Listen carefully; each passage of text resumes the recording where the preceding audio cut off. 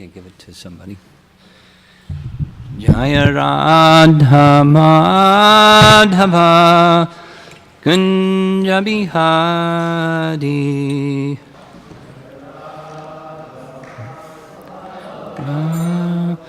Kunja Bihari Jai Radha Madhava Kunja Bihari Madhava Kunja Bihari Gopijana Balabha Girivardhari Pidana Balabha Girivardhari Gopijana Balabha Girivardhari Gopijana Balabha Girivardhari Jasodanandana Brajajanranjana Jasodanandana Brajajanranjana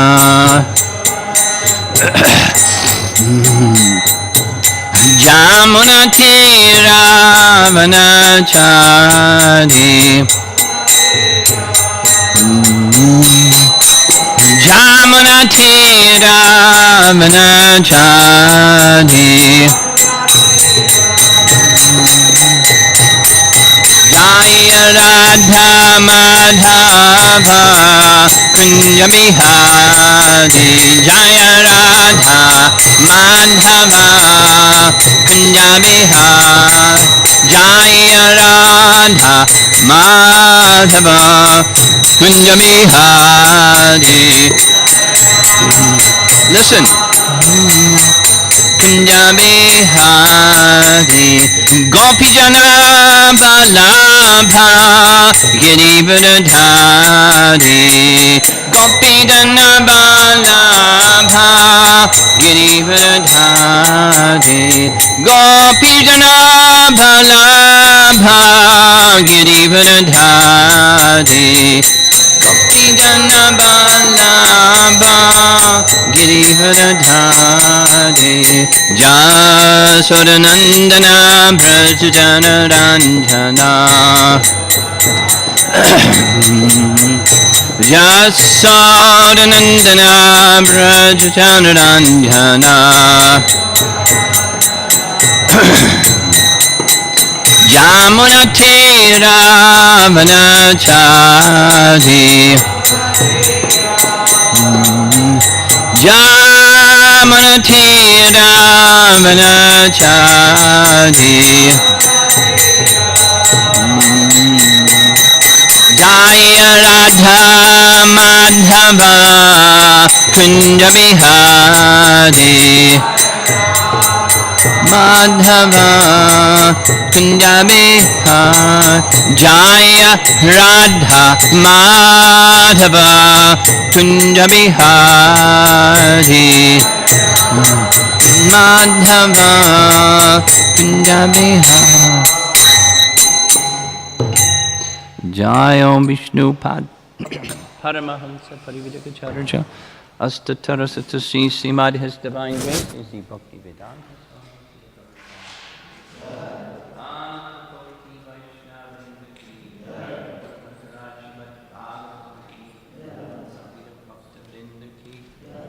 Gaur Premanandi. All glories to the assembled devotees. All glories to Shri Guru and Shri Gauranga.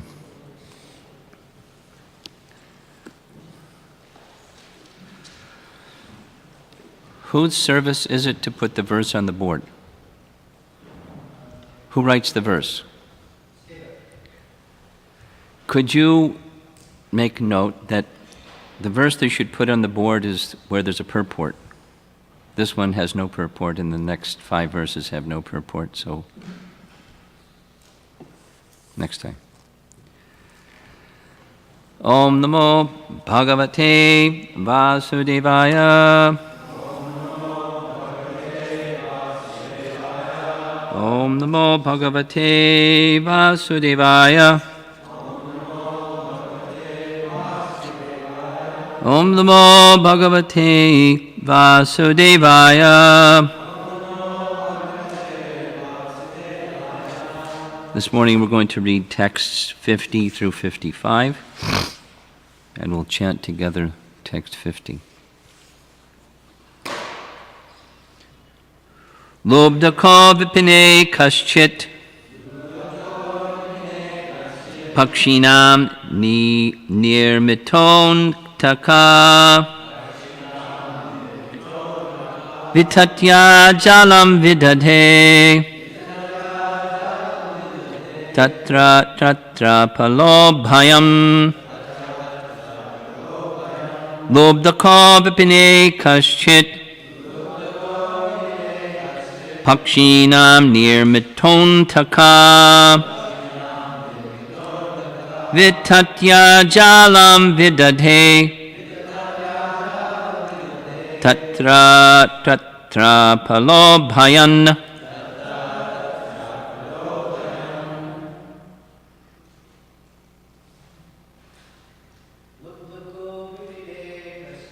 lobdaka vipine kaschit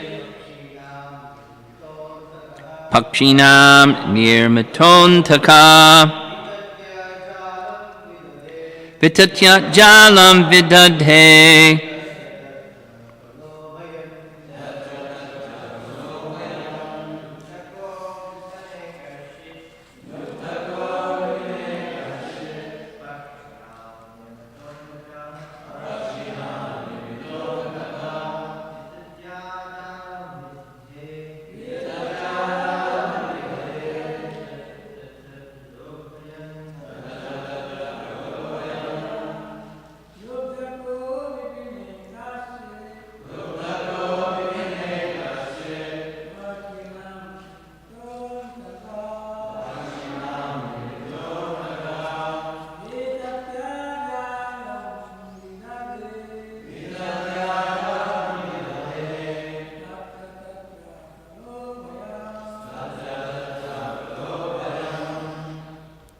Ladies.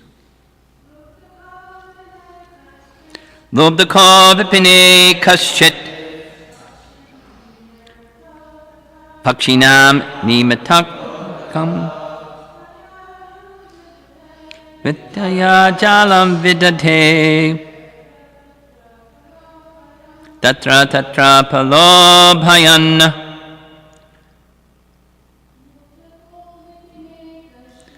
lobdaka vipine kaschit pakshinam nimiton taka vitatya jalam vidadhe tatra tatra palobhayan lobhakaha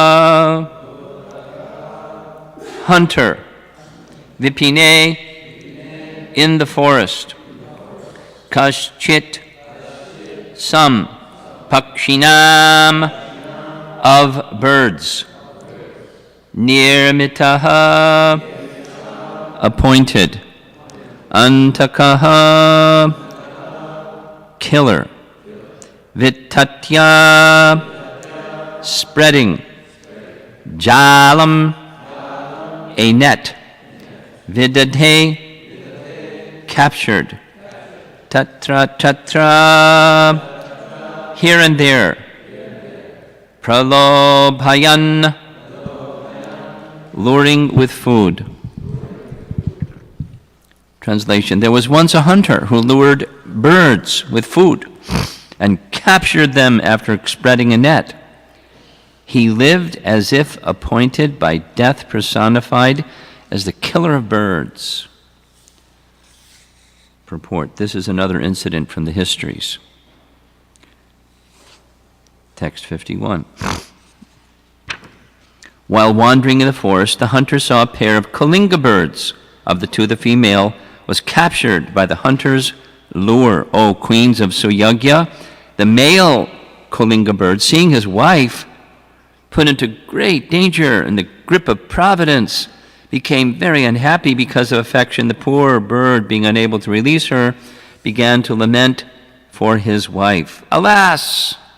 How merciless is Providence! My wife, unable to be helped by anyone, is in such an awkward position and lamenting for me. What will Providence gain by taking away this poor bird? What will be the profit?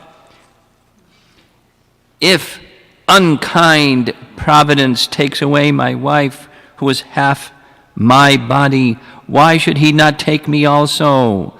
What is the use of my living with half of my body bereaved by loss of my wife? What shall I gain in this way?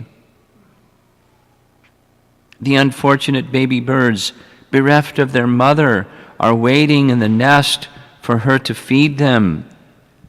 They are still very small and have not yet grown their wings. How shall I be able to maintain them? Purport. The bird is lamenting for the mother of his children because the mother naturally maintains and cares for the children. Yamaraj, however, in the guise of a small boy, has already explained that although his mother left him uncared for and wandering in the forest, the tigers and other ferocious animals had not eaten him. The real fact is that if the Supreme Personality of Godhead protects one, even though one be motherless and fatherless, one can be maintained by the goodwill of the Lord. Otherwise, if the Supreme Lord does not give one protection, one must suffer in spite of the presence of his father and mother. Another example is that sometimes a patient dies in spite of a good physician and good medicine. Thus, without the protection of the Lord, one cannot live with or without parents. And paragraph. Another point in this verse is that fathers and mothers have protective feelings for their children even in bird and beast society, not to speak of human society. Kali Yuga, however, is so degraded that a father and mother even kill their children in the womb on the plea of their scientific knowledge that within the womb the child has no life. Prestigious medical practitioners give this opinion, and therefore the father and mother of this day kill their children within the womb. How degraded human society has become! Exclamation point. Their scientific knowledge is so advanced that they think that within the egg and the embryo there is no life. Now, these so-called scientists are receiving Nobel Prizes for advancing the theory of chemical evolution. But if chemical combinations are the source of life, why don't the scientists manufacture something like an egg through chemistry and put it in an incubator so that a chicken will come out? Question mark. What is their answer? Challenge. With their scientific knowledge, they are unable to create even an egg.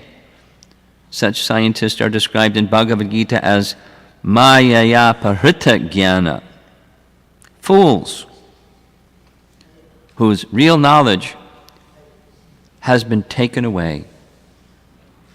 They are not men of knowledge, but they pose as scientists and philosophers, although their so-called theoretical knowledge cannot produce practical results.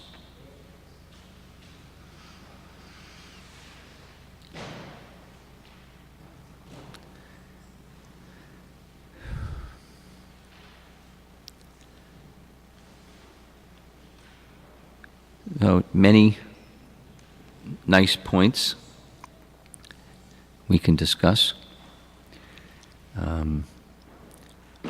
Just a few preliminary points. This is, I find it interesting that how the Bhagwatam is constructed.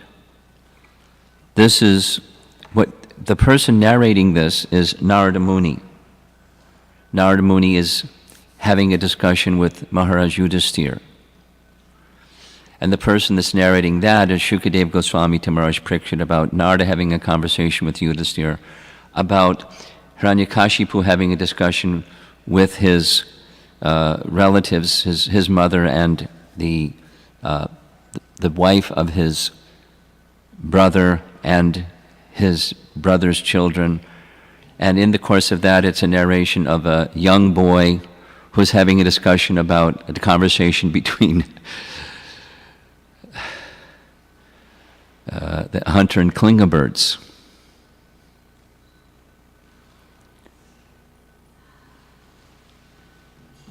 And who knows, there's maybe other layers besides that. So, and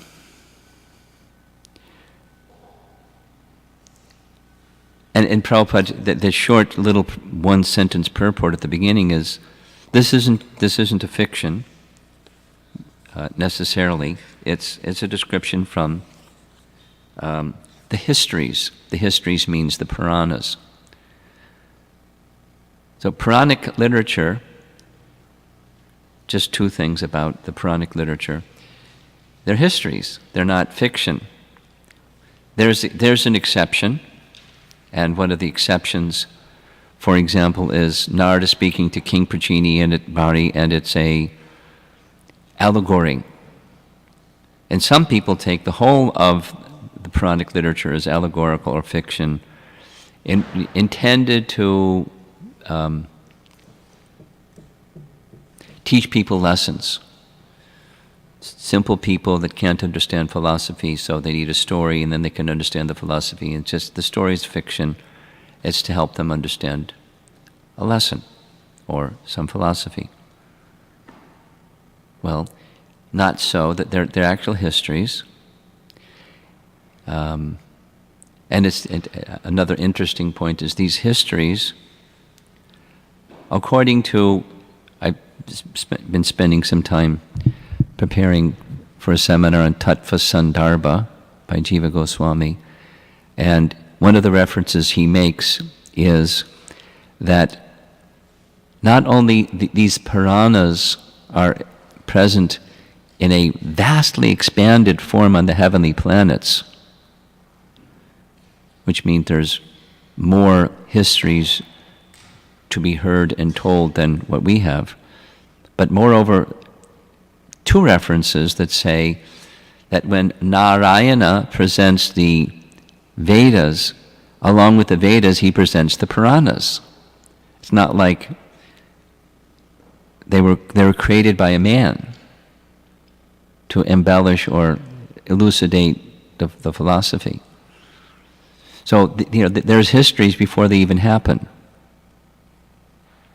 You get the point? Like, for example, Valmiki. He wrote Ramayana before Lord Ram even appeared. He described the pastimes of Ram before they happened. How is that possible? Because they're eternal pastimes. It's like a rerun, in our modern paradigm.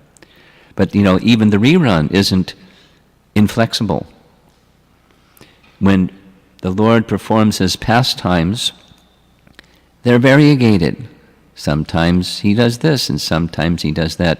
There's a theme, and the theme is specific to bhava or emotion, transcendental exchange of love. But sometimes he does this way and sometimes he does that way, because Prabhupada teaches variety is the mother of pleasure or happiness. So he's variegated, although there's the spool, it's a term that Prabhupada would use, like, in the previous methodology of filmmaking, films were little images connected to one another, run through a projector, and so it was all placed on a spool. So he used that, like spool. A spool is what you put thread on, a spool. So similarly in the film industry, that the spool of film passed things through.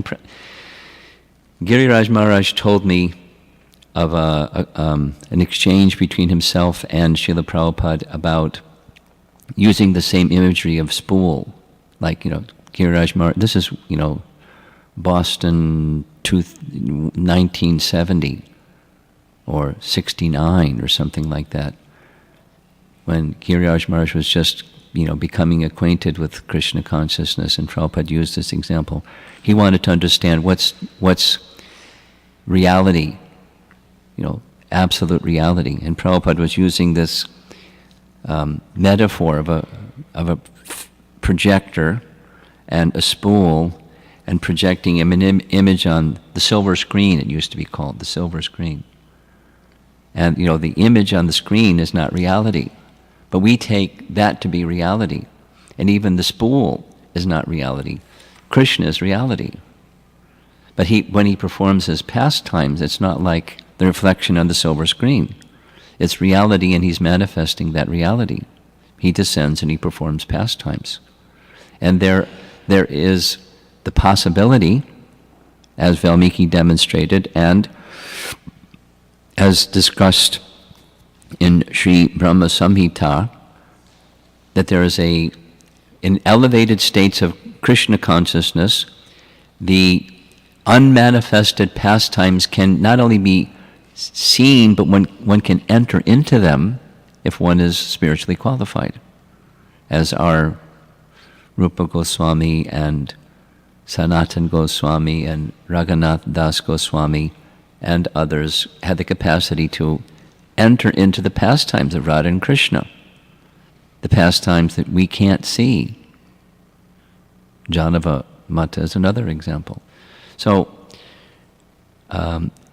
these aren't fiction. This is, and so Hiranyakashipu, he's a demon. And isn't it interesting that here's a demon giving transcendental knowledge? Isn't it interesting? There's the position of the Vedas where knowledge brings detachment.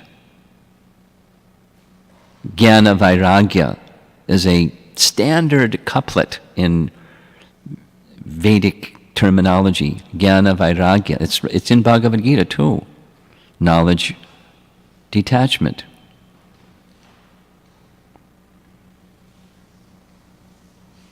Nasate vijate bhavo, na bhavo vijate sataha upayor apidrishdontas tvanios tattvadarshi bihi.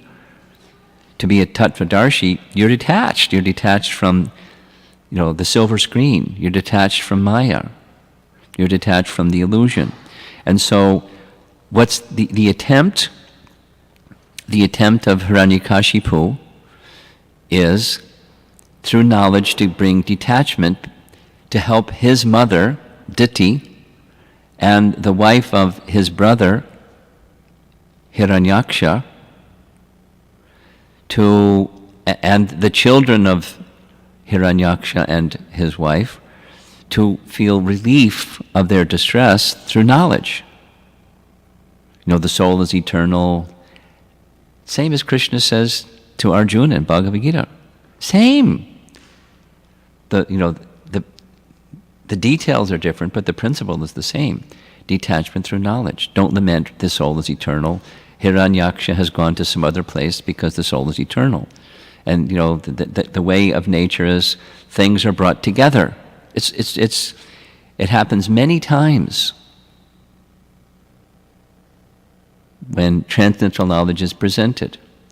Just like for example, really nice, for example, is when Angira and Narada are pacifying King Chitraketu after the loss of their son, or his son, Harshashoka. Here's just a few of them. They're all nice.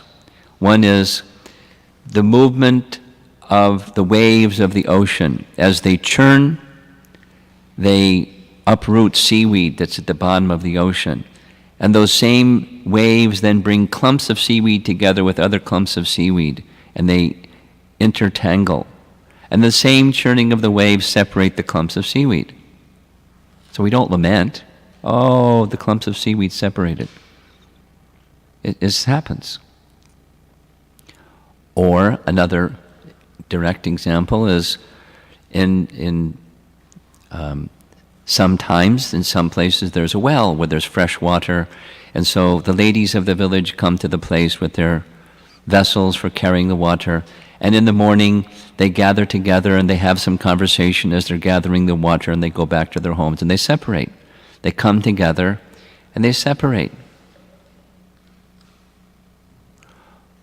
Or another example is an inn.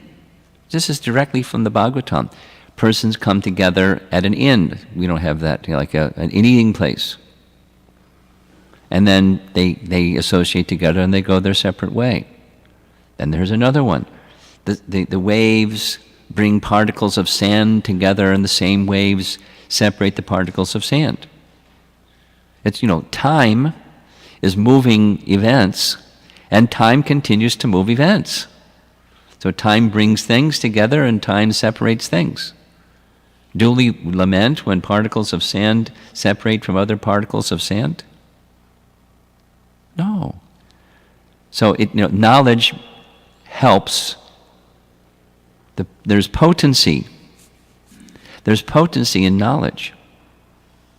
One of the potencies of knowledge is it induces detachment. So the converse is there. If one is in ignorance, then there's attachment.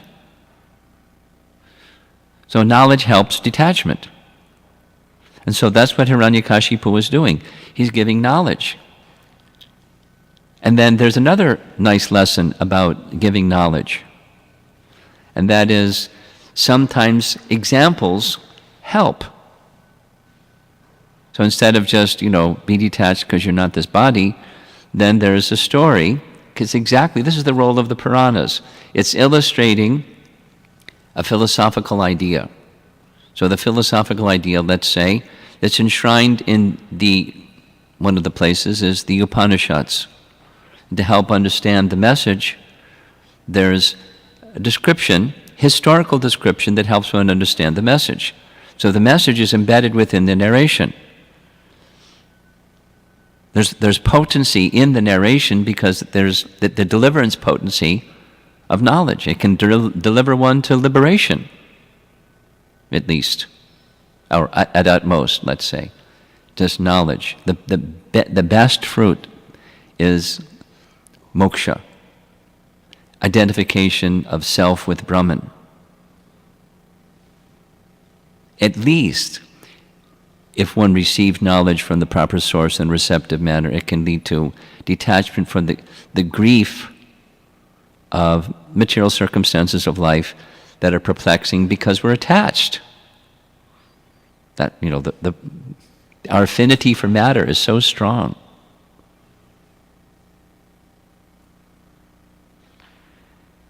Devahuti, the little section in the third canto Bhagwatam, where Devahuti is hearing knowledge and detachment from her son, Kapila Dev, an incarnation of the Supreme Lord.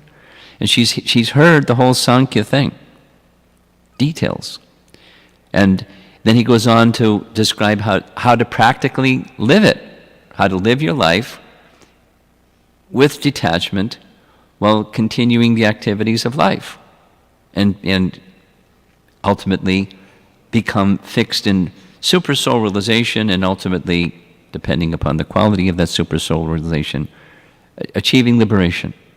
So Devahuti has a doubt, which is a nice practical sense doubt. She says, wait a minute.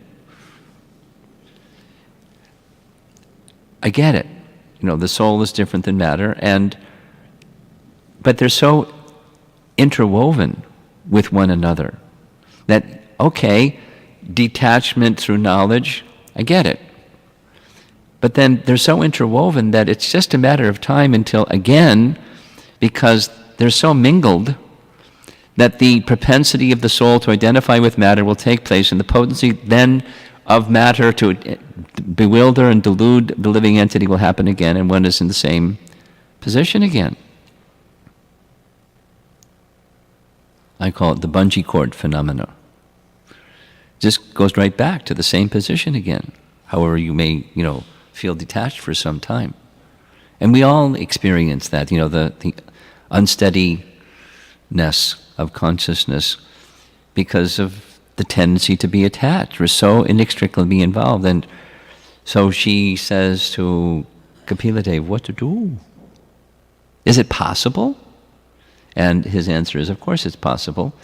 And there's a special potency in bhakti that dissolves the very instrument that carries the attachment. It dissolves the mind and the false ego. The potency is there. But unless we go that far, we're in this unsteady position, sometimes and sometimes. So what's happening here, back to Hiranyakashipu, he's giving knowledge that the purpose of which is detachment. My dear family members, don't continue to bereave like the queens of Suyagya were bereaving over Suyagya's death, because time is going to come and take them away too. Don't be caught in that bereaving of the loss of something temporary, nor attached to something temporary. It's both sides of the sword. And to help them understand, the queens, he's now narrating the story of a young boy that comes onto the field. And he describes his position as one who doesn't have mother and father, but he's also protected, although he has no mother and father. And then he tells them, the boy, this is really nice, little boys telling stories. The same thing that an adult might say, there's something very powerful in a child saying it. People go, wow. Anyway, I could give some anecdotal story, but I won't. When children say something, people go, wow. They pay attention for some reason. Not just they're cute, but when you hear knowledge from a small-bodied person, it goes in. So, therefore, he's using that principle to help his DT and the relatives of his brother hear the Suyagya story, and then here comes this little boy that then tells the queens. Now that's where we are with this. So there's this hunter who is as if appointed by death personified as a bird killer. And that's his program, he kills birds. Like Putana killed babies, that was her program. So this hunter, he kills birds. And then this lamentation of the male bird about the female bird. And not so dissimilar. I mean, it's in the bird species, but I've heard this kind of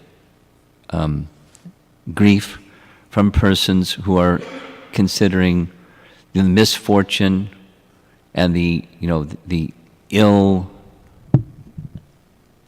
designed program of providence, God, to take away the life of someone. In this case, it's the wife, but sometimes it's the husband, or sometimes it's the children. And what is to be gained? The search for meaning behind events of life. Common. So, what Prabhupada is doing in the purport, just go there, but it's even additional besides the purpose that Hiranyakashipu is narrating these. And what Prabhupada covers in the purport is, if Krishna protects one, no one can harm one. If Krishna doesn't protect one, no one can. If Krishna wants to kill someone, no one can protect them. In other words, the real protector is not the mother and father, or anyone else except the Supreme Lord. He's the real protector. Of course, Hiranyakashipu isn't saying the Supreme Lord is the real protector, because he's a demon. So, question. How can one who has transcendental knowledge, very clearly, this is transcendental knowledge, just as Angira and Narada are presenting to King Chitraketu, same Hiranyakashipu is giving to his relatives. He has transcendental knowledge. So why do we call him a demon? He's a big demon. He's got transcendental knowledge. He believes in the soul. He's teaching about the soul. He's teaching the distinction between the soul and matter, and be attached to spirit. Well, he's a demon on one principle only, his attitude towards the personality of God, because as soon as he finishes all of this, he then turns his attention to Lord Vishnu, saying, he's the one who killed my brother, so I'm going to get him.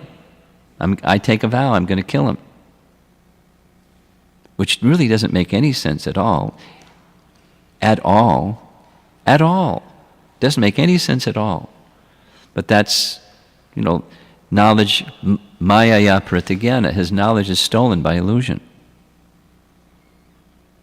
He has knowledge, but his knowledge is stolen by illusion because of his regard for the Supreme. And that's the distinction between divine and demoniac. And with demoniac, that's one thing, regard for the Supreme, then so many undesirable qualities come about as a result of that regard for the Supreme, or, the ill disposition towards the Supreme. Then bad qualities come. And the converse, good qualities come.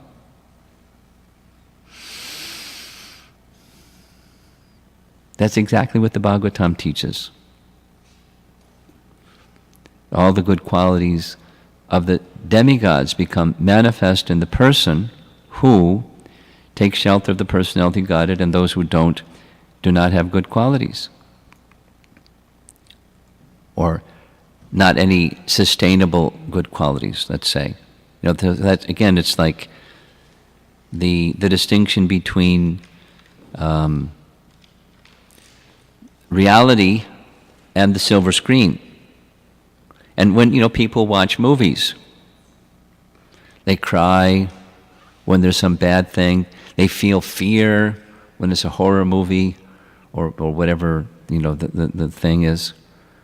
And they feel passion when they see, action movies. They call it action movies, just violence. They feel lusty when they see lusty scenes. Feelings are churned by the silver screen, but it's not reality. And their emotions are not reality. It's just that it's the three modes of material nature mixing with the 24 elements, producing illusion. And so there's the movie, and then there's the movie, and then there's reality. No, it's a nice philosophical question. What's reality?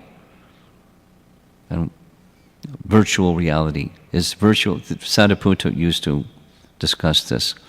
They have, now the technology has really developed virtual reality lenses, and so is that virtual reality lens any less real or more real than the reality of what we experience? From an absolute perspective, they're both illusion. And the philosophers that don't know what absolute reality is, they're busy speculating about this reality and that reality and what's reality, and become impersonalists.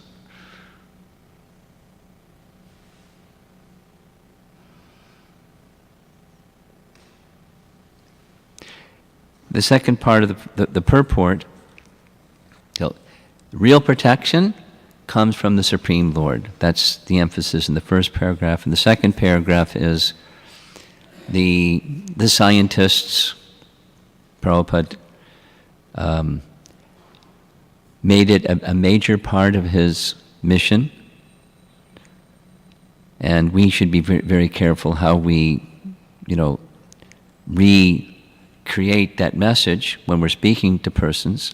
If we're immature, will not enhance the reputation of the Hare Krishna movement and our founder Acharya. But Prabhupada could speak this way, and he spoke this way very strongly. So in our own way, we can also consider how to speak the message that the scientists say chemical evolution. some say. Some don't say. And those that say that, then we can invite them or challenge them. Like Prabhupada repeated many times that Bhakti Swarup Damodar Maharaj did that as a scientist in a convention where someone was speaking on chemical evolution, and it was question and answer time. And Bhakti Swarup Damodar Maharaj said, so I heard, he repeated the message, I heard you speaking about chemical evolution. Life comes from chemicals. So if I gave you the chemicals, can you as a scientist create life? You know, blah, blah. Is it practical? And that's exactly what Prabhupada is saying. Their so-called theoretical knowledge cannot produce practical results. You're saying, can you do it? What you're saying. That I cannot say was the answer. He wasn't honest enough to say, no, we can't. That I cannot say. And that was, that period of time in our Hare Krishna movement where, as a theme, Prabhupada was repeating, life comes from life, and so a book was made, life comes from life, not life comes from matter.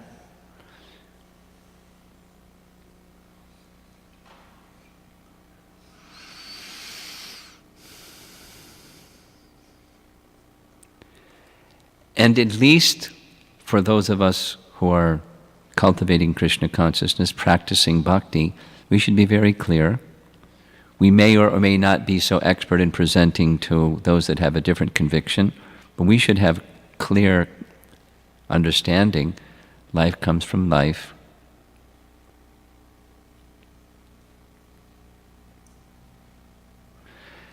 And so that's the essence of life, is the presence of the soul. Then comes the next, because Hiranyakashipu has that understanding also.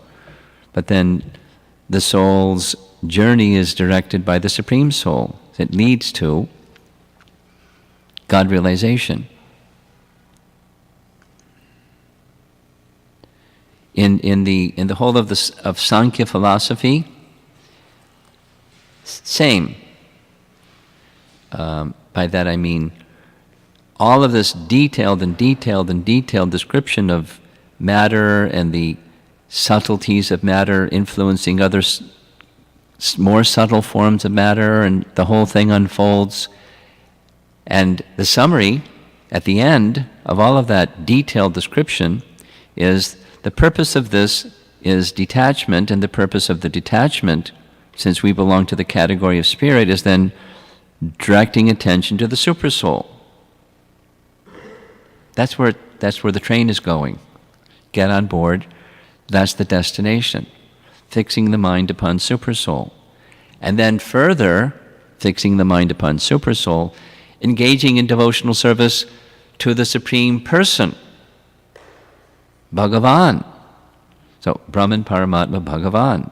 The goal is devotional service to the Supreme Personality of Godhead, and living one's life in practical ways, with Bhagavan as the object of our meditation. But there must be,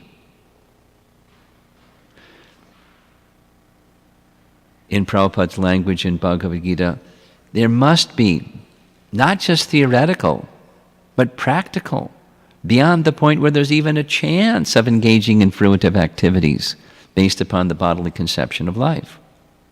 That's where we need to go. The train needs to. We're not going to get to Prema Bhakti if we don't get that one. We make, like this nice example, if you make a long mathematical calculation, you're going to get the wrong answer if you made an error way in the beginning. We have to get the beginning calculation right, and then subsequently do the rest of the calculations. So it's imperative. Therefore, even in so many places, here in the 7th canto, there's instruction given by Sri Hiranyakashipu about transcendental knowledge. It doesn't stop there, but it's necessary. We're not this body. And therefore, we are to not lament over the circumstances of the body. And whatever the affairs are in the material world, they're under the sanction of the Supreme Lord. He's our protector. We should take shelter of him. That's the devotional impetus. He just doesn't go that far. In fact, he goes the opposite direction. So knowledge is necessary, but not sufficient. Knowledge alone is not enough. Knowledge must be also combined, or as a stepping stone to devotion, taking shelter of the Supreme Personality of Godhead. To be continued tomorrow by Bhagwatam Swami. He'll take you the next step. Any comments or questions? Yes.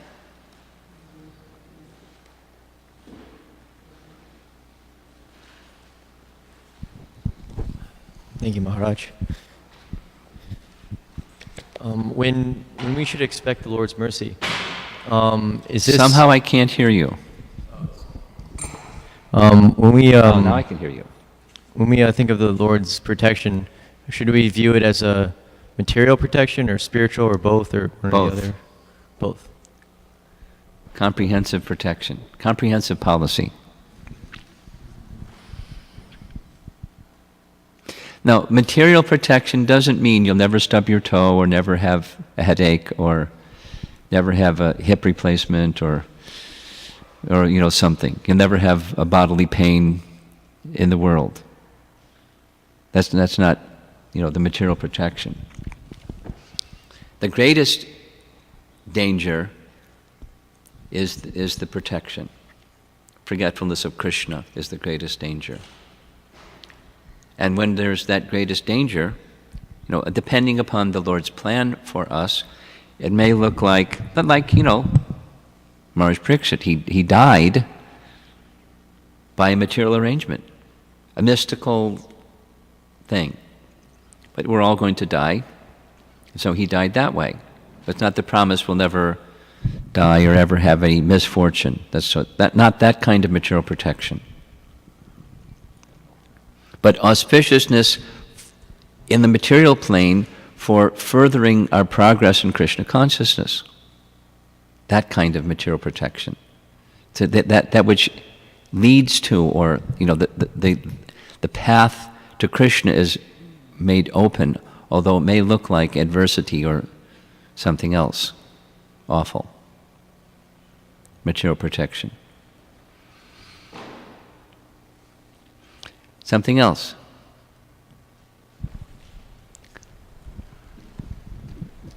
You get to carry the baton to the next person.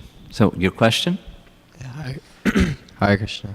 I wanted to ask a question about the seaweed coming together. About what? The seaweed coming together and then separating. Okay. Yeah, so I think you were making that reference to family coming together and will be taken apart. Guaranteed. And also, I have a question about devotees coming together and coming apart. Guaranteed. So should we prepare ourselves? Should we be detached from devotees, or should we try to detach? That's not like I don't care about you because I may not have your association after some time, so I'm going to be detached from you. No, there's the spiritual connection, the spiritual merit of that relationship will stay with you. But time moves things. That's what happens here. Even in the spiritual world, there's separation. So it's not like the gopis think, well, I better not get attached to Krishna because it's going to happen that, he's not going to be here forever. He's going to go with the cowherd boys and herd the cows. So I better not get attached to Krishna. So it's Queen Kunti's advice is let us sustain or focus on the spiritual dimension of attachment, and by the mercy of the Supreme Lord, the material aspect be removed. That takes advancement. So, prepare ourselves for, we're going to get I'm not going to make any friends in the ashram because at some point in time, I'm not going to be here, they're not going to be here, we're all kaput or something like that, so I'm not going to get attached. And that I get this cold exterior. No. Look to the spiritual. Look to the spiritual dimension and lessons to be learned and the happiness of serving our founder Acharya and Krishna together. There's joy in that. And that'll stay with you. You got to stand up and carry the baton. Okay.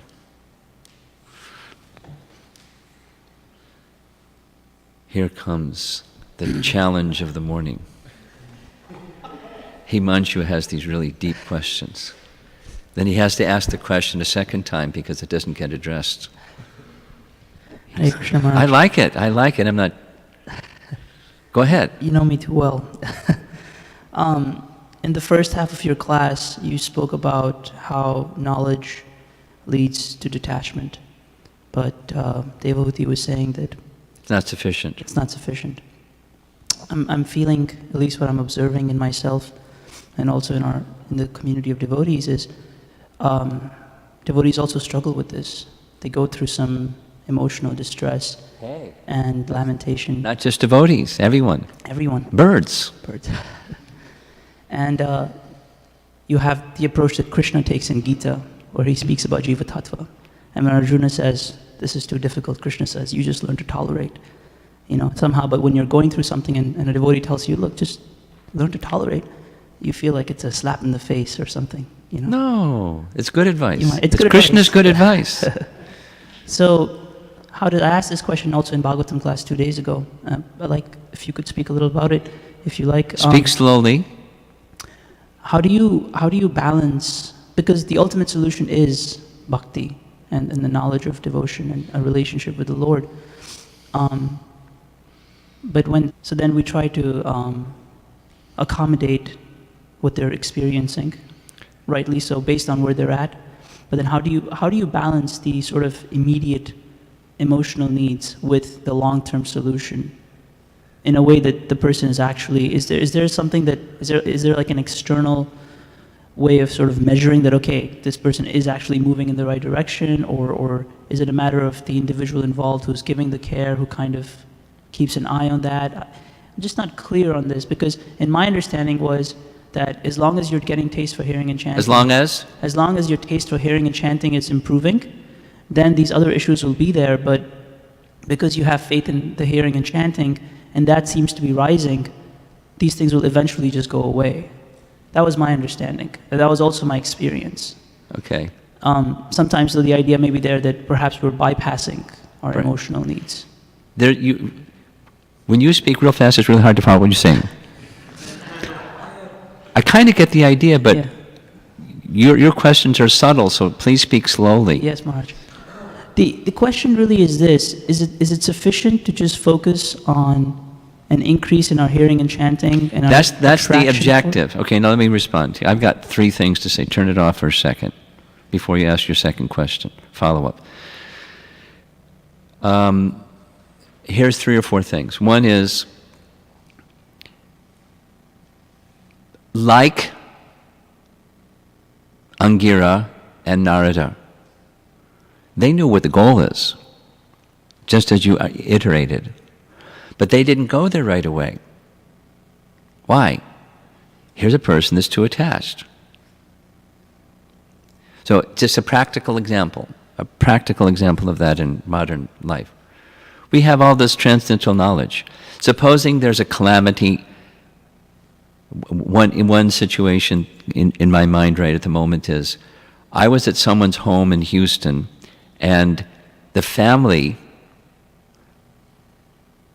they had one son, a teenage son. He died in an automobile accident the day after I had a program at their home. He was at the program the day after he died. So we didn't go and, give them a Bhagavad Gita class, chapter 2.